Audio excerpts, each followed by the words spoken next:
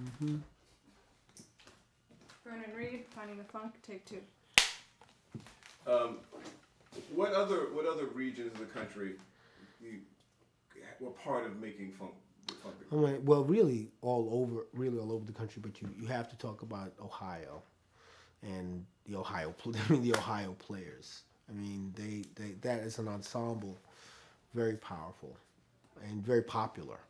You know, the lead singer, who is a guitarist named Sugarfoot. I mean, that sound, ow, that sound, which actually Sly Stone also made this kind of ow, this kind of thing too. There's a technology that's also connected to the development of funk music. Two things I would say. Number one, the wah wah pedal was had a deep impact.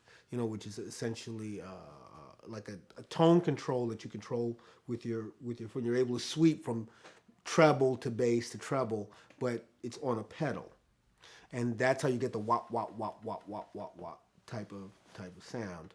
The other thing is the clavinet. The clavinet was a keyboard that actually plucked strings and was made by Hohner.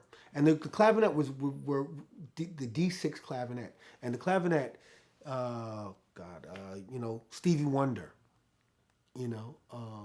very superstitious. Like the sound of the song Superstition is the sound of the D6 clavinet, and it's because the keys are actually plucking these strings inside of it. They were actually very not expensive keyboards. They became very, very popular. They were sort of, I think they were meant to be a kind of analogous to an electric harpsichord or something, but they became repurposed. Black folks found it and flipped it. Yeah, and flipped it around. Of course, there's also the sound of the Moog synthesizers and things like that. We're using the bass lines like, say, Stevie Wonder, Boogie on Reggae Woman.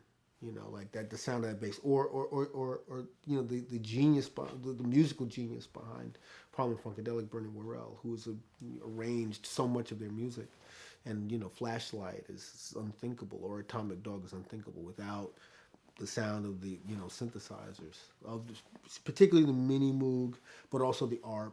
Herbie Hancock used the ARP synthesizer, and yeah. It's interesting too, because so that's one 70s era. Then the 80s comes in and technology changes funk again. Oh, absolutely. The beginning of the drum machine comes in. Different. A lot of times, the sound of funk is the sound of the drums. So, the sound of James Brown's drums was a very dry. Sorry.